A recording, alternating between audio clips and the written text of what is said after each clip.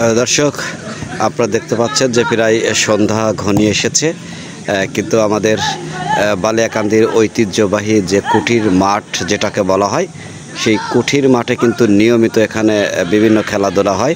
তার ধারাবাহিকতায় এখনও কিন্তু খেলা চলছে, ফুটবল খেলা। আপনারা দেখতে পাচ্ছেন যে একজন প্লেয়ার সে হয়তোবা আহত হয়েছে, তাকে সবাই মিলে সেবা যত্ন করছেন।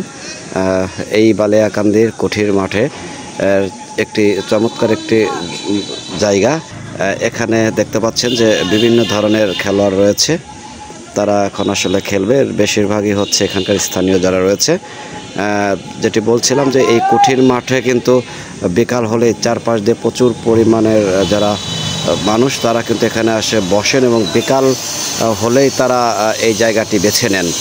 খেলা হয়তো শেষ করে দিয়েছে, কারণ সন্ধ্যা প্রায় ঘনিয়ে এসেছে।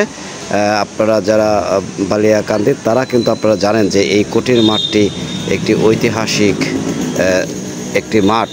এই এখনও এত বড় একটি মাঠ কিন্তু অনেকেরই চোখে পড়ে না।